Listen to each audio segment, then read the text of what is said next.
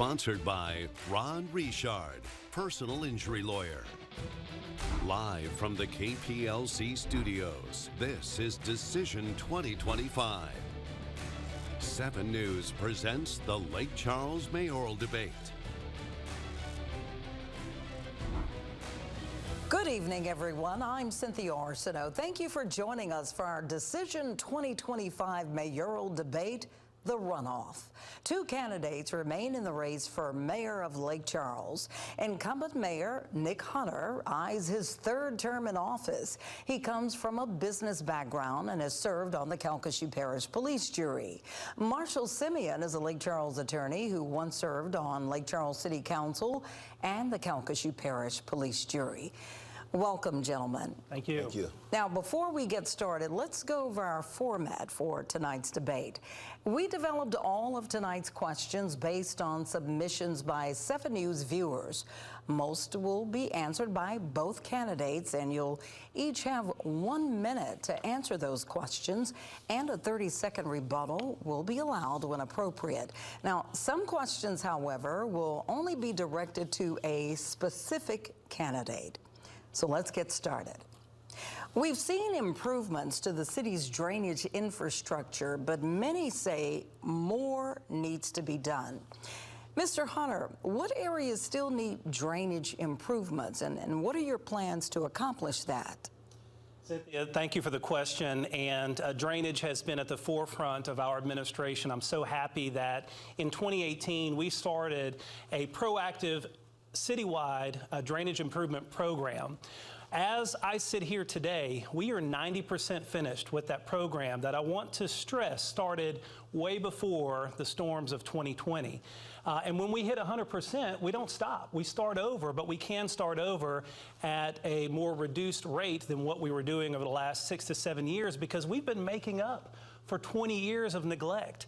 So I am proud of the investments we have made in drainage. We have increased drainage spending by 93% in this city, and we have done that without raising taxes. It's been because it's been such a focus of our administration. Infrastructure matters. We are unequivocally better today in infrastructure in total today after my 8 years in office, but especially with drainage, and we're very proud of that. All right, Mr. Simien, same question. What areas do you still see in need of improvements, and what are your plans? Well, I think the overall drainage situation is to address drainage in the simple way of how do you move water from one place to another before it causes damage. Most of the energy has been put on fixing existing drainage, and after hurricanes you're going to have a lot of things that get into your drainage system. But we have to get ahead of drainage and start holding water either in retention areas until the existing municipal system can catch up so that we can fix all of that, or put the water in other places and get it off the streets and out of people's homes. I talked in 2017 about municipal retention ponds. You see those in Houston and large cities. They look like parks, but you'll see these 2 big old giant pipes that come in, and they hold large amounts of water, and then once the municipal systems catch up, they drain those out. Well, the Calcasieu Parish Police Jury put one. They put one, a 17-acre retention pond out there on by McNeese Street on Louisiana Avenue, and they've put water. It holds water. The people have not had problems there, but now we've got water further down that we need to get in with lift stations. Well, nationwide, law enforcement agencies are experiencing staffing struggles. What are the greatest challenges in recruiting and retaining officers in Lake Charles, and how will your administration address those challenges? Let's start with you, Mr. Simien, on that one. Well, the biggest challenge that we're having with law enforcement is that they're just simply not paid enough. We recruit officers, we bring them in, and we train them up, and then other communities come and take those away. That's a demoralizing thing to happen to officers who are out down the line every day, to see new people expecting some relief, and then it moves on. So we have to first work on getting the officers paid, get them the pay that they need, but also get them the training, the equipment, so that they can protect our community. But the other thing is to take some of the pressure and burden off of law enforcement. There's a lot of energy that's just out there in the streets that there's nothing for them to do. So we're going to have to engage people in a different way, through recreation, through programs, through education, so that that energy can go to places, and then the people that actually focus and want to be criminals, the police can target and focus their attention on those people. Mr. Hunter, issues facing police recruitment and retention? Thank you, Cynthia. Well, yes, certainly it is a nationwide problem. When I came into office, our public safety employees, the entire package, which included health insurance, retirement, and everything, was in the low to mid 30s. We have been able to get that way above $40,000, and I'm proud to say that the average public safety employee under our administration has seen between a 25% and 30% increase in their pay since I have been in office, some as high as 30 to 35%, depending on the ranks. We will continue to do more to support our public safety employees. When I came into office, we were at a major deficit from years of neglect, 8 of which Mr. Simien was a council member, and we have improved pay. We're going to continue to do that. We have improved recruitment efforts with bonuses and with sign-on bonuses where allowed. That has increased the ranks. We have always focused on training and our facilities and making sure that they have the top-of-the-line facilities and vehicles available to them. So we're going to continue to focus on public safety. It's been a cornerstone of our administration. Over the last couple years, I'm happy to say we have seen a drop in violent crime, and that trend is going to continue if we can continue on the same track here inside the city of Lake Charles. Mr. Simien, do you care to offer a rebuttal? Because Mr. Hunter did mention that you were on city council for 8 years. Yeah, and during the time that I was on the city council, I'd go into the meetings where we're discussing crime, and we did not have the type of criminal behavior that we're having now. I mean, we've got some pretty heinous crimes going out there, and that's putting a lot of stress on our officers and a lot of stress in our community. We don't feel as safe as we did. When I left off the city council, we had focused that energy out in the streets to other places so that the police could do their work. We had the SWAT units that used to come into different neighborhoods. They said now it's downright safe. So the safety has always been there. Since the hurricanes, I don't know, maybe people came in, but I've seen more crimes on the headlines of your newscast than I've seen ever. I'm sorry, Cindy, I just can't allow that to happen. Mr. Simien saying that crime is higher today under my administration than it was in his 8 years on the city council. That's just not accurate. Yes, you can look at the history and you can see that crime inside the city of Lake Charles ebbs and flows like other communities, but there has not been some major spike in crime under my administration. It's just completely false. All right, Mr. Hunter and Mr. Simien, we're going to have to wrap it up on that topic, but it's obviously a topic that's very important to our voters here. But now we have a few individual questions for our candidates, candidate-specific questions. This one is for you, Mr. Simien. You previously served on the Louisiana Board of Commerce and Industry. What role do you believe incentives or city-backed assistance play in bringing or growing business in Lake Charles? Well, in commerce and industry, we deal with economic development, big boy economic development. And the incentives that we brought in billion-dollar industries that we're competing with from the likes of states like Texas. So what's happening with businesses, they're coming into places where first they can attract workers, have trained workers, but also where they can be profitable. The ITEL program, the Industrial Tax Exemption Program, has worked wonders in terms of bringing in industry that we don't normally have. And those require that they have to put a certain amount of investment committed to the city and a certain amount of jobs. And that has helped us with our employment. That has helped us. You've seen these industries and other businesses come in and become good citizens and get involved in all of the fabric of our community. So that is a critical role. We can't just roll out economic development districts as this administration has done and hope that people show up. That's not the way it works. You have to go out and recruit them. You have to sell our city. You have to let them know, look, whatever happened to us in the past is behind us, and we're going to have the strongest economy in the United States before it's all said and done. And for you, Mr. Hunter, several viewers have questions about the city's endeavor to have a hotel and convention space on event center property. Some have drawn comparisons to projects in other cities like Conroe, Texas, which have faced financial struggles. How does Lake Charles ensure a return on this event center? Well, thank you, Cynthia, for the question. And the major difference here is the city of Lake Charles won't own the hotel. It will be privately owned and privately run, which was what I believe in. Mrs. Simien mentioned economic development districts. Well, I'm going to encourage you to look at the lakefront and see what the lakefront economic development district has produced. Port Wonder, which will be a phenomenal draw for tourism, quality of life, fun activities and family fun for people, not only locals but tourists, a new restaurant, We've talked about lakefront development for 20 years, 8 of which, again, Mr. Simien was on the council, and we're actually producing that right now under our administration. So the Hotel and Convention Center is a part of that. And look, you can sit back and you can say, well, I'm very scared to have anything go wrong, so let's just not do anything at all. Or you can put out a request for proposals, you can invite the community to respond to those, and when you get a good one, you can let the private industry work with government, which is what we're doing with the lakefront and what we will be doing with the Hotel and Convention Center. It is going to be a game changer. It is going to be transformational for this community, and if someone can't see that, then I'm sorry, I just don't think they have the vision needed to be mayor of the city of Lake Charles. All right, we're back to questions that both of you will answer. One of the top questions viewers sent in is what they call a lack of development in North Lake Charles, specifically grocery stores in the area. What more can be done to incentivize development or make the area more attractive to businesses? Mr. Hunter? Well, thank you, Cynthia. And absolutely, when I came in office, North Lake Charles had seen a generation of disinvestment. Again, 8 years of Mr. Simien on the council representing North Lake Charles, and when I came into office, there were major strides to be made. We have accomplished a lot. There's over $30 million of private investment happening north of I-10 right now. Those are going to bring people back into the area. You mentioned a grocery store. There's a neighborhood grocery store under construction right now on Pear Street, thanks to incentives from our administration. That is happening. That's real. It's not pie in the sky. It's not cotton candy saying that maybe one day we'll get something. These are real, tangible investments that are happening. We have spent tens of millions of dollars in infrastructure in North Lake Charles. Last time I was here, Mr. Stewart asked for a list of infrastructure investments in North Lake Charles. He challenged me on 20 million. We put the list together, and by the way, I gave it to KPLC. It's close to $40 million that we've spent in infrastructure in North Lake Charles. Those investments are paying off. There's a grocery store coming in. There's new investments in single-family homes designed for home ownership.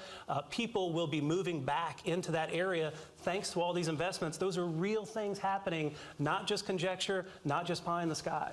All right, Mr. Simien, what's your response to that, the lack of major grocery store chains in North Lake Charles? You know, you'll see it, you'll know by their fruit. I'm not seeing it. I don't know what he's talking about. You haven't seen these investments in North Lake Charles? Mr. Hunter, we have to allow Mr. Simien. The only thing I've seen is a housing project coming up on prime waterfront property. I haven't seen the homes that he's talking about for home ownership. I have not seen the infrastructure. I mean, SWLA Center for Health Services on Opelousas Street is about to build a $23 million rebuild in this community, and they have to retain water because the drainage system in Opelousas Street just cannot adequately harbor that kind of development.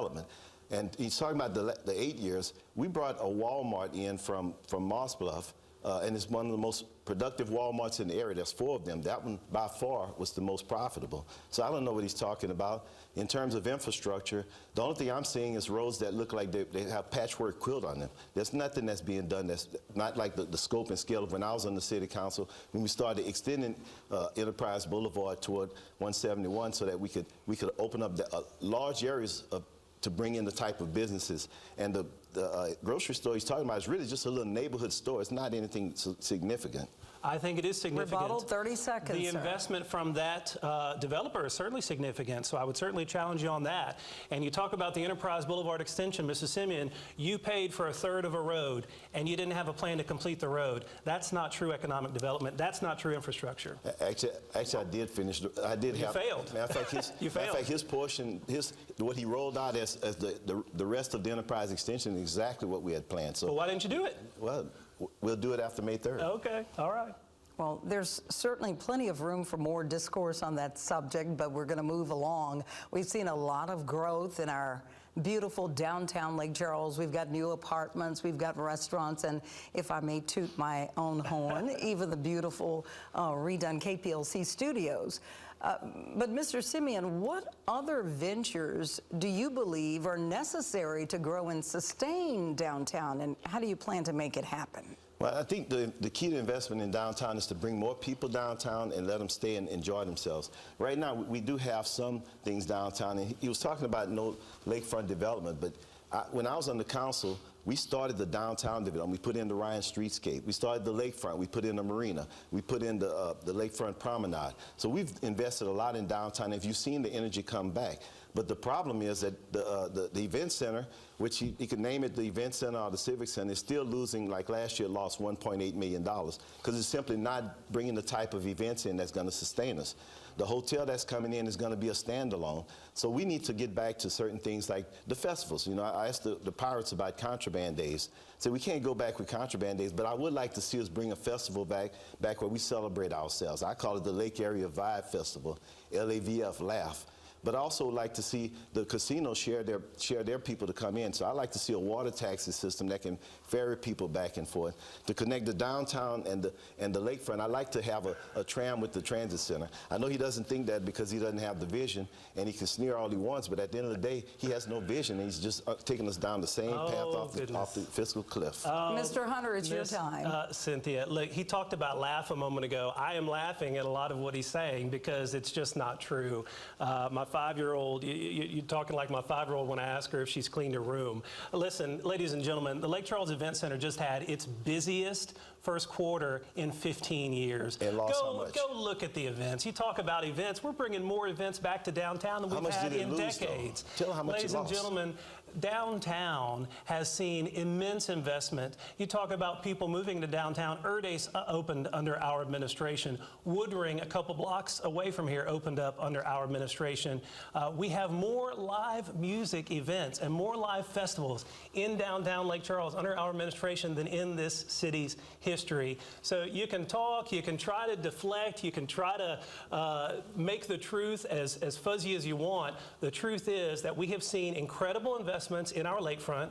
We've seen incredible investments in downtown. Those things are paying dividends, not only in economic benefit, because there are ripple effects. There are ripple effects to economic benefit, but also quality of life. There's more for families to do in Lake Charles than there has been in decades. Mr. Simien, I sense that you want to rebut. Yeah, because I'm trying to make sure that that could be in a little man. Let's have some grown-up conversations. The viewers I'd like to have some real conversation. Truth. Well, truth. The bottom line is that the downtown area is starving. The merchants are starving. What's happening at the Civic Center is small compared to what it used to do. And there's no energy to it because we're concentrating all our energy on children's museums that are out of place that should be on the lakefront and putting up second amphitheaters when we already have a perfectly good amphitheater. So let's not talk about who's doing what because you have no vision. You're just taking photo ops with everything that's happening that the city has nothing to do with. And at the end of the day, the city is still in the same place as been 8 years ago. Wow. So it's time to turn the page and move on. We are out of time on this one, gentlemen. We're going to move on to another round of candidate-specific questions. And this one is for Mr. Hunter. In your last 8 years in office, is there one thing that you wish you would have done differently? Well, that's a good question. One thing that I wish I would have done differently. I think that immediately after the storms, unfortunately, the political climate in Washington, D.C. and Baton Rouge is very politicized. You know, it's very divisive. I don't like that. I don't like that it's that way. And I think that having some advocates that we kind of got around the table to help us, we took a couple weeks to do that. I'm not saying that if we would have done it sooner, the day after, it would have made a difference. But there were so many people that had come down from Washington, D.C., so many elected officials that said, hey, we're going to get you the help you need. Don't worry about it. And I trusted them. I trusted them for a couple weeks. I trusted them for a couple months. But after that, I realized, okay, we've got to get to work. I went and fought. I got down on my knees and clawed the ground in Washington, D.C. and begged for help. And it took too long, but I was the one that did it. It was a team effort, but it took leadership. Mr. Simien's like Houdini over here. I haven't seen him for 5 years talking about anything related to federal disaster aid. He hasn't helped. He hasn't been to Washington, D.C. with me or been to Baton Rouge, didn't call me and ask what he could do. He waited 4 years until we're 75, 80% recovered. Now he wants to run for mayor. So I think the immediate aftermath of the storms. We are out of time for your candidate-specific questions. We're going to move on to Mr. Simien, this one specifically for you. Mr. Simien, you were on City Council for 8 years, representing a district where a lot of residents feel overlooked. You were ultimately unseated in 2013. What do you say to those same voters who still feel left out? Cynthia, I think the time that I served on the City Council, my wife said it best. When I was off, she said, "Don't worry, you just made it look too easy." And I think people realize that it took a lot of work to get these things done. You know, the gentleman here talked about hurricane recovery. We recovered from our hurricane in 2 years. By the time I got off that council, we had the strongest economy in the United States. Go check, the facts are there. We recovered, we got people back in their homes, there were no more blue roofs. The area that I looked at in North Lake Charles was moving forward. We started extending Enterprise Boulevard. That was a game changer. We fixed up the MLK Center. We put a spray park at Gosport. There was a lot of investment there, but also had the downtown area. So we did the Lakefront Promenade, the Bryan Streetscape. There was a lot that was going on in there. Unfortunately, because of conflict over horses, I was voted out. But at the same time, everything we did stopped at that point. If you look at the Ryan Streetscape, on election day, we were in between Mill Street and Mr. Price Street. And if you go down there today, the bricks stopped right there. They just stopped everything, and the whole community has not moved ever since. So I think people now realize that Marshall had things going on. We were recovering. We had all this blight that was taken care of. And under this administration, a lot of places look the same way they did after the hurricane. Go look at St. Mary Drive. Go look at the houses around the Immaculate Heart Church. Go look at Sacred Heart. They look the same. So all of these things we did in 2 years to recover us back. The economy went down in 2008. We had the strongest economy afterwards. And he's taking credit for a lot of things that he had absolutely nothing to do with. We are out of time. We are out of time for that. Hurricane Laura to Hurricane... Sir, unfortunately, we're not allowing time for rebuttals to the candidate-specific questions, so we're going to move on. This is one that both of you will respond to. Several questions sent to 7 News come from city employees. They ask about your plans, if any, to increase pay and benefits for Lake Charles City workers. Mr. Simien? We're going to give the city workers the type of pay that's going to be good for true living wages. They're not getting that. They're not getting that because they have two things going at them. They're not valued, and they've told me that. I spoke to people that work in the union. I spoke to workers out there on the line. This administration doesn't even have time to talk to them. They want to talk to the mayor. I don't have time for you. They're out there working in the streets, pass by and with his nose up in the air. I actually sit down and talk to people because when I was on the council, we had they were trimming the clover leaf exit by 171 and I-10. And it was so beautiful. I stopped out and talked to them, brought them water. We had a good time talking. But right now, these workers don't have pay raises because they're not valued.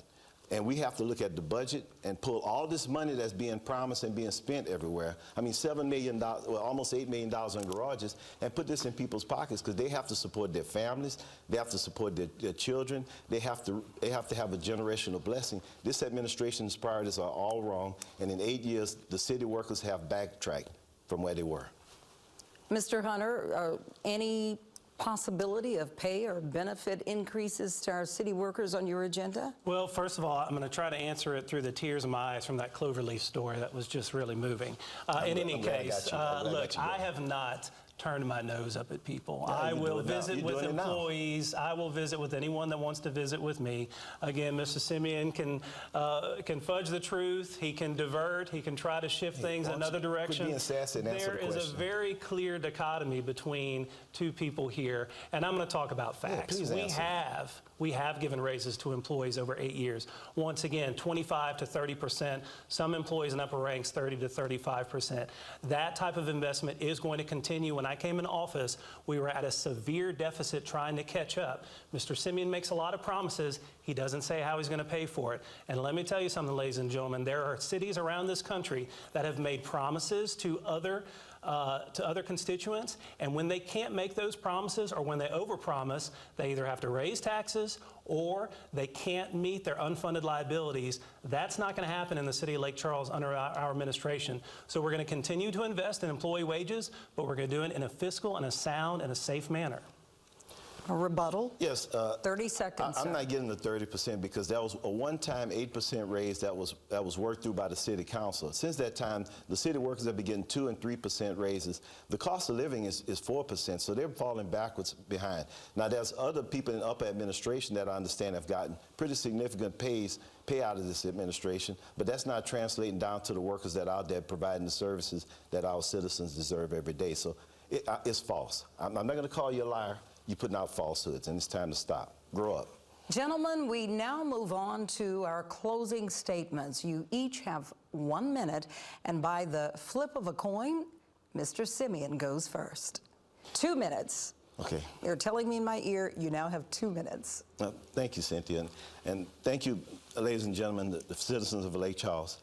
I have a record of service to our community. That's, no matter what anyone says, it can't be undone because it did happen.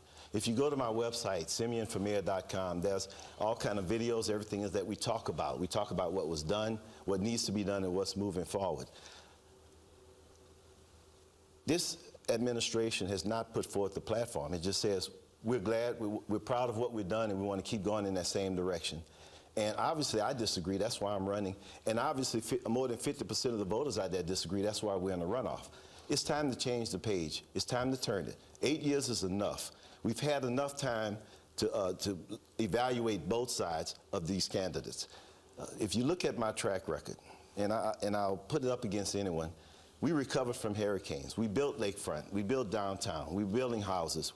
We had the strongest economy in the United States. We are nearly 5 years out, and we're not even close to that. And we've got a bunch of pet projects out there. We've got a lot of discontent in our community.